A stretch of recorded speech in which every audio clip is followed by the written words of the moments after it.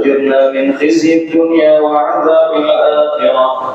اللهم اقسم لنا من خشيتك ما تحول به بيننا وبين معاصيك، ومن طاعتك ما تبلغنا بها جنتك، ومن اليقين ما تهون به علينا مصائب الدنيا، ومتعنا اللهم بأسماعنا وأبصارنا وقوتنا ما أحييتنا، واجعله الوارث منا، واجعل ثأرنا على من ظلمنا، وانصرنا على من عادانا، ولا تجعل مصيبتنا في ديننا، ولا تسلط علينا بذنوبنا من لا يخافك ولا يرحمنا. اللهم إنا نسألك خير المسألة، وخير الدعاء، وخير النجاح، وخير العلم، وخير العمل، وخير الثواب، وخير الحياة، وخير الممات. وثبتنا وثقل موازيننا، وحقق إيماننا، وارفع درجاتنا، وتقبل صلاتنا، واغفر خطيئاتنا، ونسألك العلا من الجنة.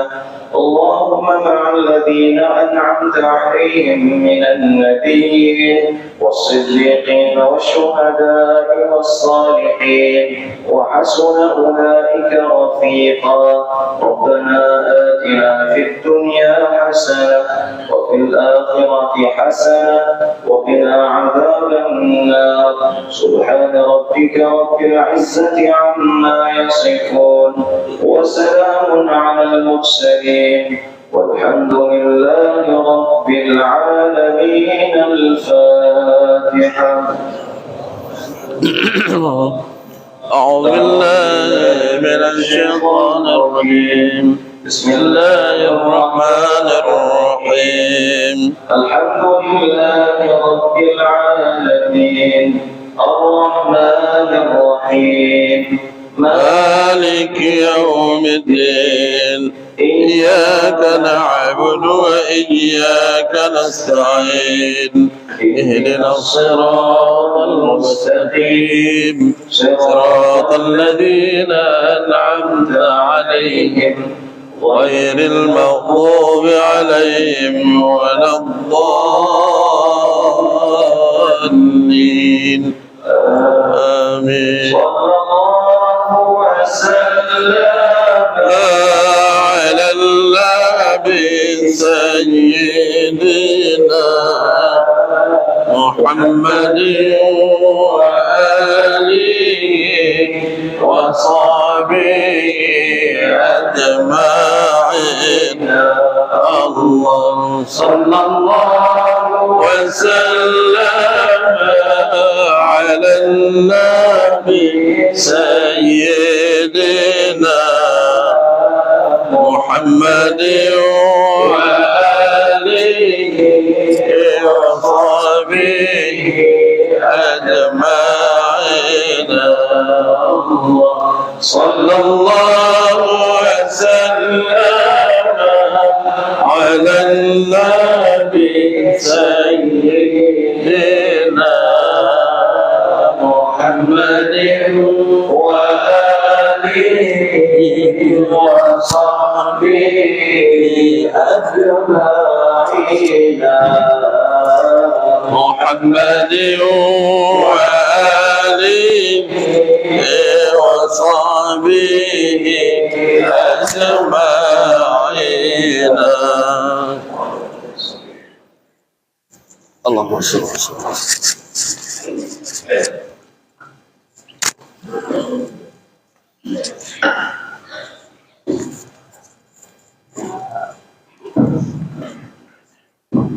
يا سلام، يا سلام، يا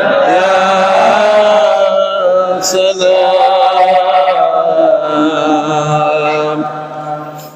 سلمنا يا سلام،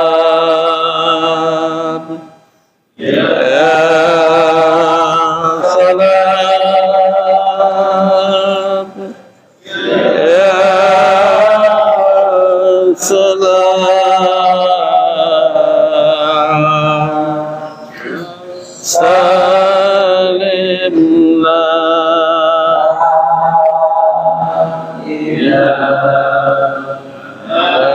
إلا الله الملك الحق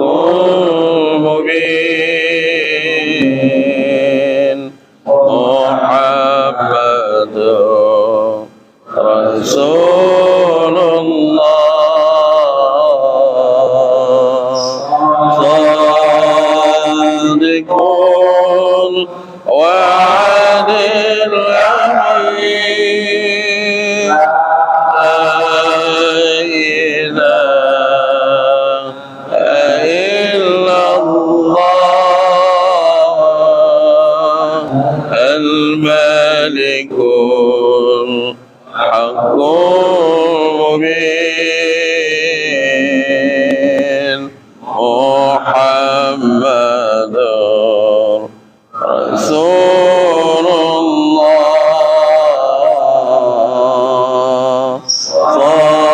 صادق وعد الأمين. Dahsyatnya doa berjamaah, satu ijabah maka semua akan dijabah. Apalagi waktu subuh diaminkan oleh para malaikat, tidak bosan-bosannya terus kita mohon kepada Allah. Mudah-mudahan semua yang hadir pagi ini ampuni, maafkan seluruh dosa-dosa. Amin. Mudah-mudahan pagi ini Allah terima taubat kita. Doakan semua yang hadir meninggal syahid, Amin. meninggal husnul khatimah. Amin. Mari sama-sama kita bacakan doa taubat Nabi Adam dan doa taubat Nabi Yunus. Mudah-mudahan semua yang hadir diberi kesempatan bertaubat sebelum ajal menjemput kita. ربنا ظلمنا أنفسنا وإن لم تغفر لنا وترحمنا لنكونن من الخاسرين ربنا ظلمنا أنفسنا وإن لم تغفر لنا وترحمنا لنكونن من الخاسرين ربنا ظلمنا أنفسنا وإن لم تغفر لنا وترحمنا لنكونن من الخاسرين إله إلا أنت سبحانك إني كنت من الظالمين لا إله إلا أنت سبحانك إني كنت من الظالمين لا إله إلا أنت سبحانك إني كنت من الظالمين أستغفر الله العظيم يا الله أستغفر الله العظيم يا رحمن أستغفر الله العظيم يا رحيم أستغفر الله العظيم أستغفر الله العظيم يا الله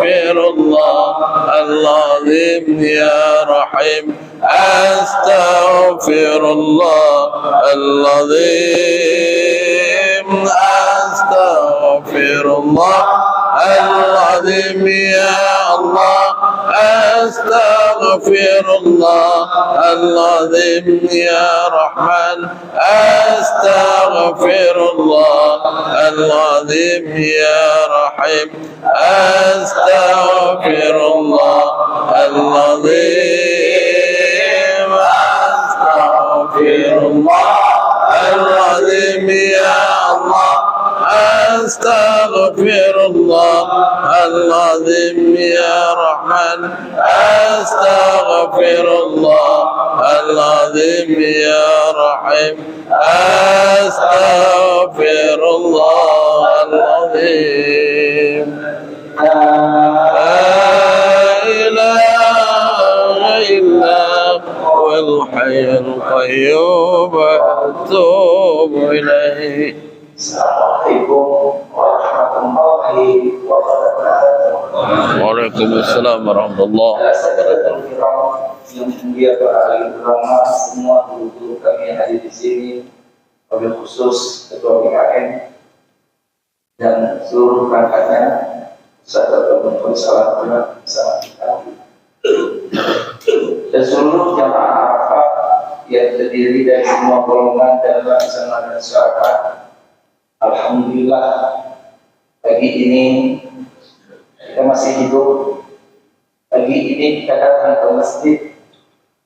Pagi ini kita mencari masjid. Pagi ini kita mengamalkan masjid.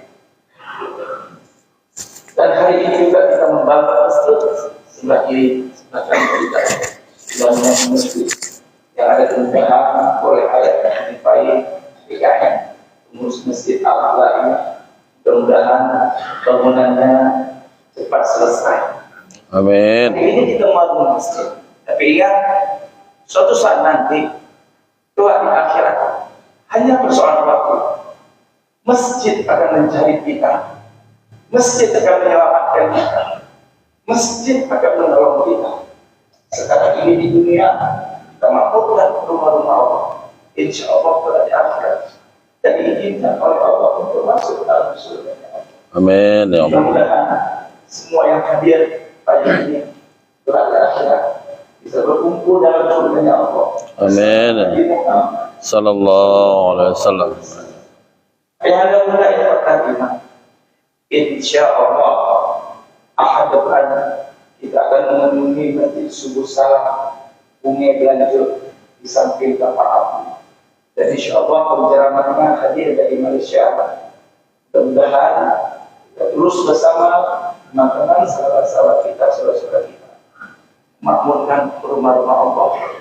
Mudah-mudahan insya Allah kita meninggalkan dunia ini pada husnul khatimah. Amin. Mari sama-sama kita mendengarkan tausiah dari guru kita bersama Profesor Dr. Fadli Muhammad Yusuf MA pada Al-Muqarrib Sayyiduna Qadir wa alaihi sayyidina wabarakatuh.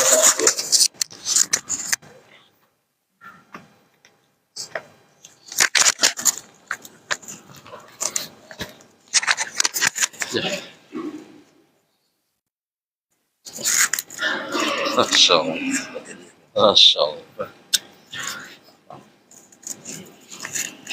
Ini dua bohong.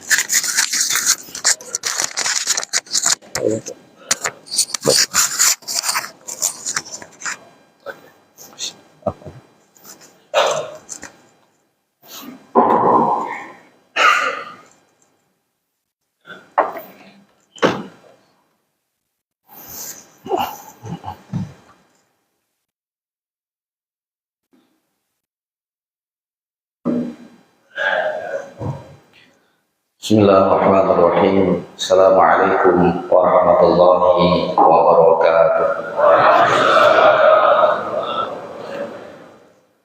Alhamdulillahilladzi ahyana ba'dama amatana wa ilaihin nusyur. Asyhadu an la ilaha illallah wahdahu la syarika lah wa asyhadu anna sayyidana wa nabiyyana Muhammad sallallahu alaihi wasallam Allahumma la ilma lana illa ma 'allamtana innaka antal alimul hakim wa tub alaina innaka antat tawwabur rahim. Rabbi shrah li sadri wa yassir li amri wahlul 'uqdatam min lisani yafqahu qawli. Alhamdulillah, segala puji bagi Allah. Sangat banyak nikmat yang Allah telah curahkan kepada kita semua. Nikmat subuh ini, kita hadir di masjid ini melakukan sholat subuh berjamaah, kita berzikir, kita berdoa bersama. Nikmat Allah titipkan pasangan-pasangan kita yang mendatangkan kebahagiaan dalam kehidupan kita di dunia. Nikmat kita diwarisi oleh anak-anak yang soleh dan soleha. Nikmat kita punya saudara-saudara yang seiman, yang selalu mengajak kepada kebaikan. Mudah-mudahan setiap nikmat yang bertambah dalam kehidupan kita, bertambah kesyukuran kita kepada Allah Subhanahu wa Ta'ala. Nikmat, kata Allah, la in syakartum la azidannakum wa la in kafartum inna azabi lasyadid. Bertambah itu nikmat, bertambah kedekatan kita kepada Allah, maka nikmat juga akan ditambah. Tapi sebaliknya, ketika kita kufur terhadap nikmat, bertambah nikmat, bertambah harta, bertambah jabatan, bertambah kedudukan, kita jauh dari Allah Subhanahu wa Ta'ala, maka Allah mengingatkan, inna azabi lasyadid. Sungguh azabku itu sangat pedih. Satu hari ada seorang sahabat pada masa Umar bin Khattab. Ketika dia bertawaf, doanya itu hanya satu. Allahumma ja'alni minal qalil, Allahumma ja'alni minal qalil, Allahumma ja'alni minal qalil. Ya Allah, jadikanlah aku dari golongan yang sedikit. Dia berulang-ulang, tawafnya ada 7 kali. Bagi bapak ibu yang sudah pernah melakukan umroh ataupun haji, maka kita terlalu banyak terkadang berdoa ketika tawaf. Tawaf pertama, selamat iman, husnul khotimah kalau meninggal dunia. Tawaf kedua, mungkin kita minta keluarga, anak-anak yang soleh dan soleha. Yang ketiga, yang keempat, mungkin yang ketujuh kita minta kalau yang ada ingin jadi wali kota, calon, nah minta ingin jadi wali kota. Terlalu banyak doa yang kita minta. Tapi sahabat ini doanya hanya satu, Allahumma ja'alni minal qalil. 7 kali putaran, 7 kali dia berdoa, ya Allah jadikanlah aku dari golongan yang sedikit. Maka kemudian Umar bin Khattab mendengar doa ini dan menunggu pemuda ini sampai dia selesai melakukan tawaf. Lalu kemudian ditanya, wahai pemuda, kenapa engkau berdoa supaya engkau menjadi golongan yang sedikit? Maka si pemuda ini mengatakan, bukankah Allah Subhanahu wa Ta'ala berfirman di dalam Al-Quran, wa qalilum min ibadiyasy syakur. Sedikit sekali orang yang pandai bersyukur terhadap nikmat yang Allah curahkan. Mudah-mudahan kita yang hadir di sini termasuk golongan yang sedikit, yang pandai mensyukuri setiap tetes nikmat yang Allah berikan kepada kita. Semakin menua kita, semakin dekat dengan Allah, karena pun ajal semakin menghampiri kita. Mudah-mudahan ketika kita meninggal dunia, sebagaimana doa yang dibacakan oleh guru kita, mudah-mudahan kita yang hadir di sini dan orang-orang yang kita cintai meninggal dalam husnul khotimah. Salawat dan salam kita sanjung sajikan kepada kawan junjungan kita, baginda Nabi besar Muhammad sallallahu alaihi wasallam, Rasul yang menjadi uswah dan qudwah kepada kita semua. Guru-guru saya yang saya muliakan, Bapak Ibu sidang jamaah salat subuh yang dimuliakan oleh Allah Subhanahu wa Ta'ala, saya ingin memulai tausiah yang singkat ini dari sebuah kisah. Yang kisah ini sudah beberapa kali saya sampaikan di mimbar, tapi cukup menarik untuk kita memahami realitas dari kehidupan kita sehari-hari. Ada dialog yang terjadi antara Imam Malik dengan Imam Syafi'i. Satu hari Imam Malik mengatakan bahwa rezeki itu bisa didapat tanpa melalui proses usaha. Pada waktu itu Imam Syafi'i berada dalam majelisnya Imam Malik. Lalu kemudian Imam Syafi'i mengatakan, wahai Imam Malik, menurut saya bahwa rezeki itu harus diusahakan, baru kita bisa mendapatkannya. Tanpa usaha, rezeki itu mustahil untuk diraih. Maka kemudian jemaah yang dimuliakan oleh Allah, selesai daripada majelis ilmu antara Imam Syafi'i dengan Imam Malik, Imam Syafi'i pulang. Ketika dia kembali, lalu kemudian dia lihat ada sebuah kebun anggur yang sedang melakukan panen. Lalu kemudian Imam Syafi'i meminta kepada pemilik kebun untuk bekerja membantu melakukan panen bersama.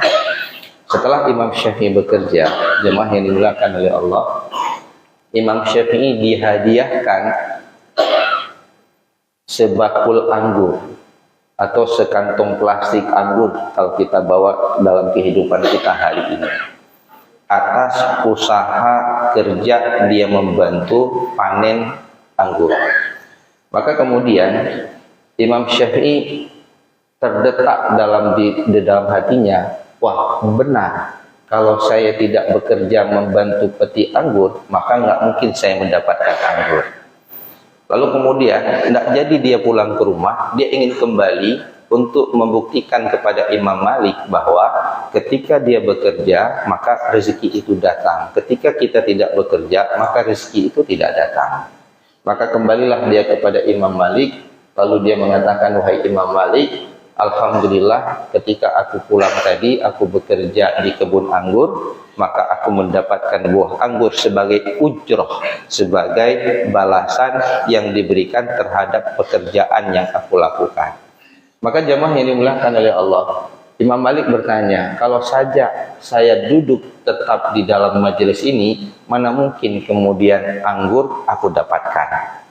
Maka kemudian jamaah yang dimuliakan oleh Allah, Imam Malik hanya terdiam. Lalu kemudian Imam Syafi'i mengatakan, wahai Imam Malik, setengah dari buah anggur ini ku hadiahkan untuk dirimu. Lalu kemudian Imam Malik mengatakan, wahai Syafi'i, tadi ketika aku sedang mengajar, aku teringat dengan anggur.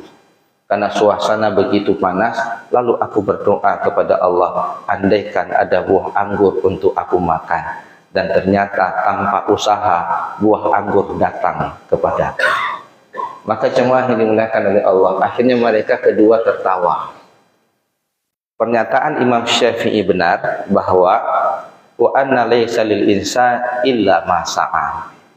Bahwa manusia itu tidak mendapatkan sesuatu kecuali apa yang dia usahakan. Dia membuktikan ayat ini.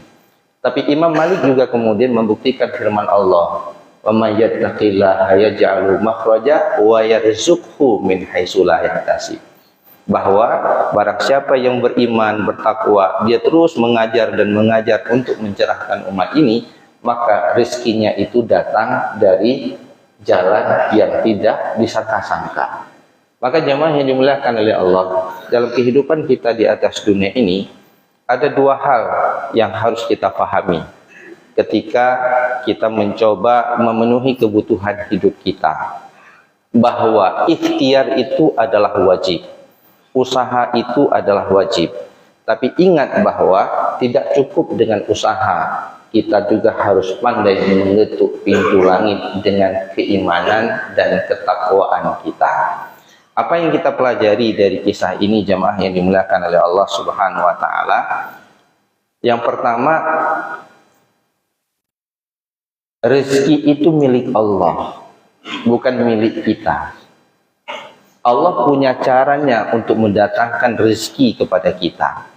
Rezeki ini bukan hanya harta, ketenangan dan kebahagiaan juga bahagian daripada rezeki.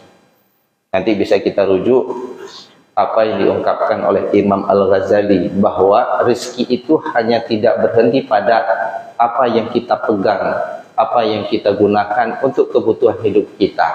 Tapi kesenangan anak yang soleh, istri yang solehah, suami yang soleh, itu juga bahagian daripada rezeki. Hari ini ada orang ketika tidur malam, dia buat rumah yang begitu bagus, beli kasur yang begitu empuk, ya, dengan harga yang cukup mahal, pencahayaan lampunya begitu meredup, begitu menenangkan, ada aromaterapi, tapi kemudian dia tidak bisa tidur. Harus didoping dengan obat. Kenapa? Dia punya penyakit insomnia, nggak bisa tidur malam. Tapi kalau jamaah-jamaah kita nih, jamaah Arafah, itu dimanapun bisa tidur dengan enak, apalagi sedang dengar ceramah.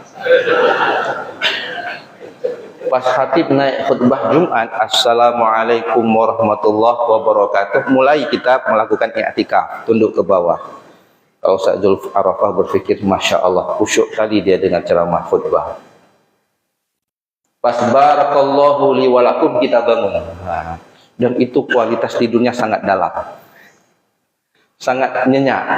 10 menit kita tidur, kualitasnya hampir sama dengan 3 jam kita tidur. Itulah nikmatnya tidur ketika khutbah Jumat. Dan itu mahal harganya, tidak dimiliki kecuali orang-orang yang beriman. Nah, jamaah yang dimuliakan oleh Allah Subhanahu wa taala. Jadi, Allah Subhanahu wa taala mengatakan di dalam Al-Qur'an, "Walillahi mulkus samawati wal ardh. Wallahu ala kulli syai'in qadir." Dan Allah Subhanahu wa taala yang memiliki kerajaan langit dan bumi. Artinya, apa yang ada di langit, apa yang ada di bumi, itu milik Allah Subhanahu wa taala, bukan milik kita. Maka di dalam konsep filsafat ekonomi syariah, yang pertama sekali itu diutarakan bahwa harta itu milik Allah, bukan milik kita, tapi diistikhlafkan kepada kita, diberikan kewenangan kepada kita untuk menggunakan milik Allah Subhanahu wa taala. Maka jemaah yang dimuliakan oleh Allah, saya sering mengulang sebuah mafhuzat yang diajarkan dulu di pesantren. Waladatka ummuka ya abna adam bakian wan nasu haulaka yadhakuna surura ihris ala amalin takunu bihi idza yabkuna haulaka dhahikan masrura. Ketika kita lahir ke atas dunia ini, kita tidak bawa apa-apa. Ibu-ibu yang melahirkan anak, ketika lahir yang dibawa oleh anak hanyalah sebuah tangisan. Tanpa tangisan tidak ada detak kehidupan. Maka si anak dipukul pantatnya supaya dia menangis. Begitulah kira-kira. Tapi yang tersenyum, yang bahagia adalah ayahnya, ibunya, kakaknya, kakeknya. Bahagia dia. Senang melihat si bayi yang terlahir ke dunia. Tapi si bayi itu terus menangis.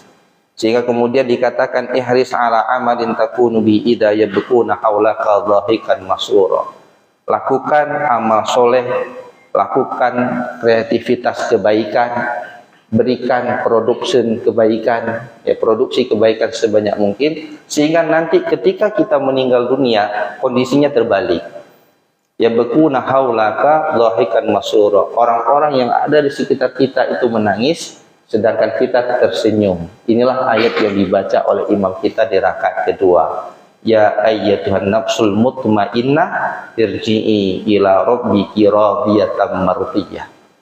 Wahai jiwa-jiwa yang tenang, kembalilah kepada Allah dengan penuh keridhaan dan penuh ketenangan. Maka jamaah yang dimuliakan oleh Allah, dalam kaitan kemudian apakah kita mencari harta, apakah kita mencari kedudukan dan jabatan, kita harus memahami bahwa itu datangnya dari sumber Allah Subhanahu wa taala. Tu'ti mulkahu man tasya wa tu'izzu man tasya wa tudhillu man tasya. Allah muliakan seseorang, mengangkat derajatnya. Orangnya dipilih oleh Allah. Allah ingin menjatuhkan seseorang, juga Allah punya caranya. Itu nanti bisa kita bahas dalam konsep istidraj. Ada orang yang hartanya bertambah, dia makin jauh dari Allah. Maka nanti harta itu tiba-tiba akan menghancurkan dirinya. Tapi kalau kita ingin melihat apakah harta itu berkah, apakah itu jabatan itu berkah, kedudukan dan kemuliaan yang diberikan oleh masyarakat itu berkah, makin diberikan, makin bertambah, sujudnya makin bertambah, kedekatannya dengan Allah semakin bertambah, istighfarnya semakin bertambah, karena peluang dia melakukan keburukan juga semakin terbuka.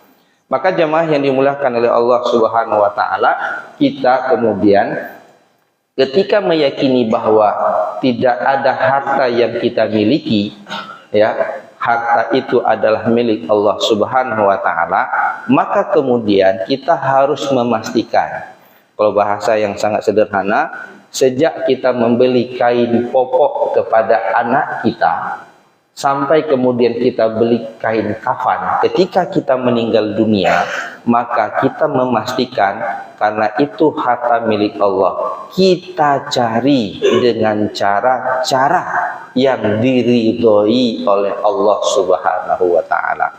Jamaah yang dimuliakan oleh Allah Subhanahu wa taala, pernahkah kita membayangkan berapa banyak orang yang akan menyalatkan kita ketika kita meninggal dunia? Pernahkah kita membayangkan berapa orang yang akan mendoakan kita ketika kita meninggal dunia? Itu sangat tergantung sejauh mana, seluas apa kebaikan yang kita torehkan dalam kehidupan kita. Tidak mesti menjadi seorang ustaz, tidak mesti menjadi seorang imam. Kita bisa melakukan kebaikan dengan cara memberikan kebahagiaan kepada orang-orang yang ada di sekitar kita. Dan orang yang di sekitar kita tidak akan mampu kita berikan kebahagiaan kalau kemudian jemaah yang dimuliakan oleh Allah, keluarga inti kita tidak mendapatkan kebahagiaan. Maka kekuatan utama seorang muslim itu dimulai dari keluarga. Bagaimana cinta yang kita berikan ke dalam keluarga kita itu akan menguatkan cinta kita untuk menebar kebaikan di tengah-tengah lingkungan, apakah di tempat kita tinggal di kampung ataupun di tempat kantor di mana kita bekerja. Maka kita selalu hadir untuk menorehkan kebaikan demi kebaikan. Maka jemaah yang dimuliakan oleh Allah, ketika kita bicara konsep, salah satu konsep ekonomi Islam, filsafat ekonomi Islam itu adalah harta itu milik Allah. Maka ketika kita berusaha, tidak ada usaha yang kita lakukan yang akan menimbulkan kemurkaan Allah Subhanahu wa taala. Allah Subhanahu wa taala mengatakan di dalam Al-Qur'an, ya ayuhan nas kulu mimma fil ardi halalan thayyibah. Jadi ketika kita berusaha, jemaah yang dimuliakan oleh Allah, untuk mencari kehidupan di atas dunia, ulu di sini bukan hanya dimaknai sesuatu yang kita makan, tapi ulu di sini dimakna khuzu, sesuatu yang kita ambil, sesuatu yang kita upayakan, sesuatu yang kita usahakan untuk membuat hidup kita ini tenang dan bahagia, untuk membuat hidup kita semakin hari semakin baik dari waktu ke waktu. Maka Allah katakan, ketika kamu mencari sesuatu yang bisa membahagiakan kamu, yang bisa menambah income pendapatan kamu, yang bisa membuat orang mencintai dirimu lalu memilih dirimu untuk menjadi pemimpin mereka, maka lakukan dengan dua cara, halal lagi baik. Yang menariknya, 3 ayat berikutnya Al-Baqarah 171, kalau ini Al-Baqarah 168, Allah Subhanahu wa taala mengubah redaksinya. Ya ayyuhalladzina amanu kulu mimma fil ard, ya ayyuhalladzina amanu kulu mimma fil ardi. Gimana Ustaz? Ya ayuhan, kalau yang Al-Baqarah 168, ya ayuhan nas kulu mimma fil ardi halalan thayyiba. Al-Baqarah 171, ya ayyuhalladzina amanu kulu min thayyibati ma razaqnakum. Halalnya dibuang. Kenapa halalnya dibuang? Kalau Allah panggil ya ayuhan nas, muslim dan non muslim masuk di dalamnya. Tapi ketika Allah mengatakan ya ayyuhalladzina amanu, maka yang dipastikan itu hanya thayyib, hanya yang baik-baik saja. Diambil jangan pernah menyakiti orang, diambil jangan pernah ada unsur tipu menipu yang membuat orang itu tidak ridho. Kalau halal nggak ngomong lagi, kenapa? Karena sudah dipanggil orang beriman. Orang beriman itu sudah pasti memastikan dirinya tidak ada sesuatu yang didapat secara haram. Maka turunannya, jemaah yang dimuliakan oleh Allah Subhanahu wa taala, ketika kita berusaha, ketika kita mulai bekerja, pastikan usaha yang kita lakukan itu kita dapatkan secara halal. Pastikan sesuatu itu yang kita lakukan jangan pernah menyakiti orang. Soal dapat tidak dapat bukan urusan kita, itu urusan Allah Subhanahu wa taala. Jadi mulailah pekerjaan itu dengan cara yang benar, cara yang diridhai oleh Allah, Allah bisa memuliakan kita dengan caranya. Jangan sampai kemudian, contoh, ingin mendapatkan harta, kita curang dalam takaran dan timbangan. Ini kalau kita bawa ke pilkada, ngeri-ngeri sedap. Nah, gitu ya. Ingin mendapatkan suara, kita halalkan dengan membeli suara, memberikan uang. Pertanyaannya, ini halal ataupun tidak? Lalu kalau itu kita dapat, Allah ridho ataupun tidak? Ingat, dunia ini sementara, akhirat itu selamanya. Kita akan sampai pada titik yang namanya kematian. Maka jemaah yang dimuliakan oleh Allah, jangan pernah bergantung sama manusia ketika kita mulai bekerja untuk mendapatkan kebaikan. Jadi niat baik kita, contoh, kenapa saya harus bekerja? Karena saya ingin mendapatkan harta untuk bersedekah. Saya ingin mendapatkan harta untuk wakaf. Masjid Al-A'la sedang pembangunan. Saya ingin bekerja, setengah dari harta saya akan saya wakafkan untuk masjid. Lalu kemudian, kalau kita ingin mendapatkan pahala dan mampu untuk mendapatkan harta, jangan kemudian kita curang dalam takaran dan timbangan dengan tujuan untuk bantu Masjid Al-A'la. Ini 10% dari dagang saya sedekahkan untuk Masjid Al-A'la. Caranya bagaimana? Timbangan saya beratkan 10% juga. Itu haram. Karena cara mendapatkannya haram. Jangan jadi seperti Zoro lah. Ya, dia merampok harta orang untuk membantu fakir miskin. Tidak boleh di dalam Islam.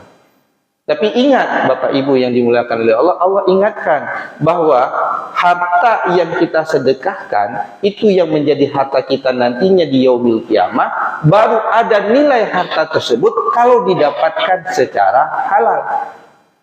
Innallaha thayyibun la yaqbalu illa thayyiba. Allah itu baik dan tidak menerima kecuali datang dari sumber yang baik. Nah, sumber yang baik ini kemudian dijelaskan di dalam hadis yang dikumpulkan oleh Imam An-Nawawi, hadis nomor 10, itu maksud di dalamnya halal secara syariat.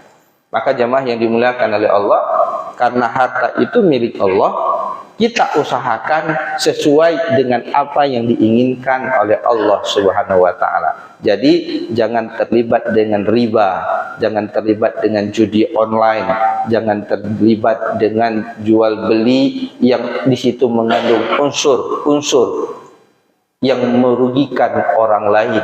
Allah katakan wailul lil mutaffifin alladzina idza talu 'alan nasi yastawfun. Celakalah bagi orang yang curang dalam takaran dan timbangan. Apabila dia ditimbang, dia minta tolong timbangannya disempurnakan. Tapi kalau dia menimbang punya orang, dia curang. Orang-orang seperti ini Allah katakan neraka wail. Mereka akan dimasukkan dalam neraka wail. Neraka wail ini ada dalam tafsir mengatakan itu ibarat palu. Jadi ini keraknya neraka, lapisan neraka yang paling bawah. Wail itu dia ada palung di bawahnya. Nah, dalam palung ini dipertemang urung-urung yang curang dalam takaran dan timbangan. Nah, kalau kita buka tafsir Al-Misbah yang dikarang oleh Quraish Shihab, beliau mengatakan curang dalam takaran dan timbangan ini bukan hanya timbangan yang digunakan dalam dagang, Pak. Tapi curang di sini juga dalam kebijakan yang diambil. Contoh, ini kenapa dia lewat tes CPNS? Tabuh kampung kamu, nyok asolu. Yang nyok hana lewat pakat, nyok kan asolu be. Hana lewat. Kita menggunakan standar yang berbeda antara satu dengan orang yang lain. Ini akan ditanya oleh Allah, apakah kebijakan ini benar ataupun tidak, adil ataupun tidak. Maka berhati-hati, bukan hanya kepada para pedagang. Saya juga hari ini yang diamanahkan salah seorang pemimpin di kampus, itu juga akan ditanya, dan itu saya sangat takut kalau kemudian saya dikatakan dolim. Kenapa? Urusannya nggak selesai di dunia, ini akan ditanya nanti di yaumil qiyamah. Maka jemaah yang dimuliakan oleh Allah, ketika kita ingin mendapatkan harta, ingin mendapatkan kesenangan, ingin berbuat baik kepada masyarakat, merubah negeri ini menjadi lebih baik dibandingkan dari waktu ke waktu, maka untuk mencapainya juga harus dilakukan secara baik. Jangan kemudian kita menghalalkan segala cara. Yang terakhir jemaah yang dimuliakan oleh Allah Subhanahu wa taala, Ingat bahwa ketika kemudian harta itu milik Allah, lalu kita usahakan supaya Allah menitipkan kepada kita, apakah dengan bekerja ataupun dengan mengetuk pintu langit, dua hal ini harus kita lakukan. Maka ada konsekuensi yang ketiga, apa yang disebut dengan al-mas'uliyah al-ijtimaiyah. Ada kewajiban sosial yang harus kita lakukan. Seseorang yang mempunyai jabatan, sejauh mana jabatan ini mendatangkan kemaslahatan kepada masyarakat. Seseorang yang punya harta, sejauh mana dengan harta ini kemudian bisa membantu saudara-saudaranya. Maka di dalam Islam nantinya ada kewajiban yang masuk dalam rukun Islam, yaitu kewajiban zakat. Kalau sholat, puasa, dan haji itu hubungan kita dengan Allah. Maka ketika bicara zakat, itu kewajiban ibadah maliyah yang hubungannya dengan kemasyarakatan. Artinya apa? Kalau kita tidak mengeluarkan zakat, kita telah mengkorupsi harta Allah yang diberikan kepada fakir miskin. Bukan orang fakir miskin datang minta zakat kepada kita, tapi kita wajib mengeluarkan zakat itu untuk kita berikan kepada fakir miskin. Lalu ada orang mengatakan, Bapak itu baik kali dia, dermawan kali dia. Kenapa? Zakatnya selalu diberikan ke masjid. Itu belum dermawan, Pak. Itu sama dengan kewajiban sholat. Itu kewajiban dia. Kedermawanan itu akan naik dan bisa kita katakan itu dermawan, bukan dia kasih zakat, tapi dia kasih infak dan sedekah. Itu nilai plusnya. Maka Abu Bakar radhiyallahu anhu ketika ada kaum yang tidak mau mengeluarkan zakat, itu diperangi karena itu kewajiban. Tapi seseorang itu baru dikatakan dermawan ketika dia kemudian punya harta, dia sedekahkan. Ini yang kemudian diwasiatkan oleh Rasulullah kepada Aisyah radhiyallahu anha. Wahai Aisyah, hijablah api neraka dengan bersedekah walau sebutir kurma. Jamaah yang dimuliakan oleh Allah, ketika kita masuk ke masjid ini, itu ada spanduk sebelah kanan. Man bana masjidan banallah baitan fil jannah. Ini yang dikatakan oleh ustaz kita tadi. Barang siapa yang membangun masjid di dunia, maka Allah akan membangun rumah nantinya di dalam surga. Saya ingin tanya bapak-bapak, ibu-ibu, mau nggak ada rumah di dalam surga? Mau, Pak? Atau mau ngekos? Kalau kemudian bapak ibu berani bangun rumah di dunia ini dengan harga 1 miliar, berapa rumah akhirat yang ingin bapak beli? Sejauh mana harta yang sudah kita siapkan untuk memastikan harta titipan Allah ini mendorong kita masuk ke dalam surga? Pilihannya bukan zakat. Zakat itu kewajiban. Kalau kita tidak keluarkan sama dengan kita tidak sholat. Nilai plus kedermawanan untuk kita membeli surga itu dengan cara wakaf, infak, dan sedekah. Ada perbedaan mendasar secara sederhana. Wakaf itu hartanya dikekalkan, manfaatnya didapat terus-menerus sampai hari kiamat.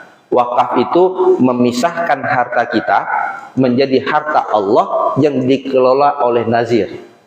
Beda dengan sedekah. Sedekah nggak perlu nazir, lewat jalan silakan masukkan. Itu jadi sedekah. Sedekah itu ada dua. Ada sedekah yang sifatnya fisik, ada yang non fisik. Yang fisik itu namanya infak. Kasih semen, kasih uang, kasih besi. Nah, itu infak karena dia dalam bentuk barang, dalam bentuk sesuatu yang bisa dihitung. Tapi kalau sedekah itu nggak bisa dihitung. Maka di dalam Al-Quran sedekah itu ada 3 makna. Ada yang namanya zakat, ada yang namanya infak, ada yang sangat umum. Karena Rasulullah mengatakan tabassumuka fi wajhi akhika shadaqah, senyum. Jadi kalau kita datang ke Masjid Al-A'la, tidak punya uang untuk memasukkan uang ke dalam jalan membantu masjid, ketemu sama pengurusnya, senyum saja udah sedekah, Pak. Apakah Hanan juga sedekah? Lo senyum kedua sebagai panitia pembangunan masjid. Tapi yang gawatnya, udah nggak senyum, nggak kasih uang, protes lagi panitia pembangunan masjid. Yang kamera yang laum, yang buso kahana betul, blow semen kahana betul. Kena lagi dia, udah kasih sedekah, senyum. Nah ada mengapresiasi kebaikan tidak ada, uang juga nggak ada, protes yang penting. Beda kalau saya sudah kasih uang 1 miliar, saya protes, nyop akan miring. Ada uang 1 miliar, boleh kita kasih masukan. Ini nggak kasih apa-apa, membahagiakan pengurus masjid pun enggak. Ya, dikriminalisasi lagi dia. Nauzubillah min dzalik. Maka jamaah yang dimuliakan oleh Allah, jadilah kita muslim yang mensyukuri nikmat Allah. Untuk mendapatkan nikmat Allah, ingat nikmat itu milik Allah, bukan milik kita. Allah yang akan titipkan kepada kita, apapun namanya. Apakah dia jabatan, apakah dia kemudian uang, apakah dia sifatnya harta, maka cari dia dengan cara-cara yang dibenarkan oleh Allah. Cara yang dibenarkan oleh Allah, yang pertama, lakukan secara halal. Yang kedua, thayyib. Thayyib ini juga kita lakukan dengan cara yang benar, Pak. Jangan sampai ada orang yang tersakiti. Ingat, sekali lagi saya katakan, kita akan berhenti pada satu titik yang bernama kematian. Dan setelah kematian, kita akan bertemu dengan Allah. Apakah kemudian bertemu di dalam surga ataupun bertemu dengan murkanya Allah di dalam neraka jahanam. Oleh karena itu, jemaah yang dimuliakan oleh Allah, marilah kita pastikan semua tahapan kehidupan yang kita lalui, mulai kita anak-anak, kemudian masuk remaja, dewasa, menikah, punya anak, jadi orang tua, menjadi kakek, mudah-mudahan semuanya dalam rangka mencari ridha Allah Subhanahu wa taala. Mudah-mudahan kita bisa selalu bersama orang-orang soleh, berada di dalam masjid dimanapun kita berada, bersama orang-orang yang selalu mengingatkan kebaikan kepada kita, mencintai mereka karena mereka mencintai kita karena Allah Subhanahu wa taala, dan mudah-mudahan kita semuanya dikumpulkan di dalam surga Jannatul Na'im. Hadanallahu wa iyyakum ajma'in. Wallahu muwaffiq ila aqwamit thariq. Assalamualaikum warahmatullahi wabarakatuh.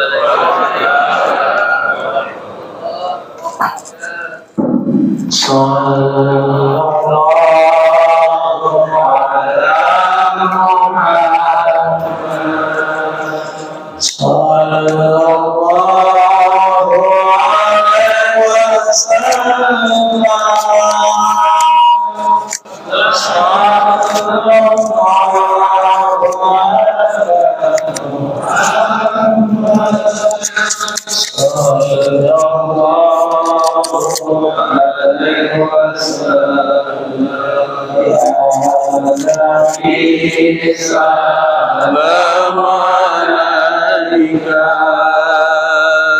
ya Rasul, salam alaika ya Habibi, salam alaika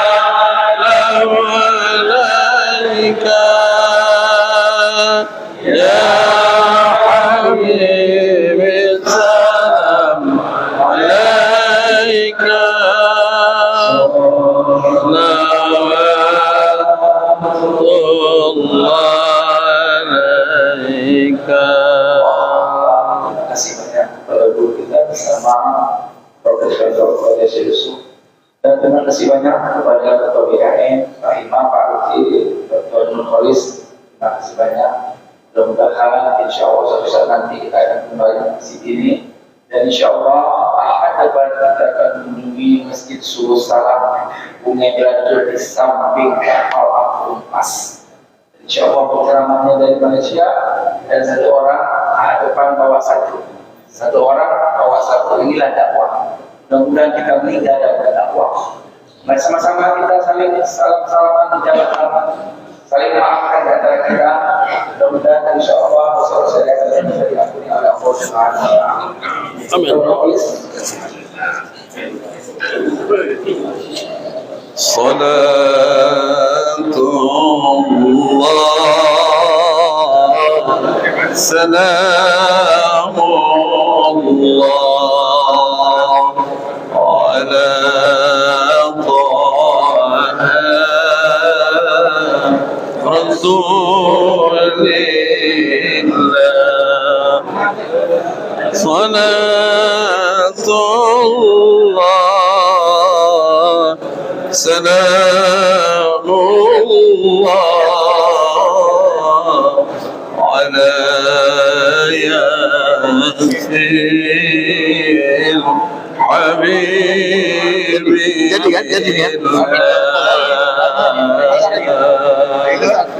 صلاة الله سلام الله على طه رسول الله صلاة الله سلام الله على ياسين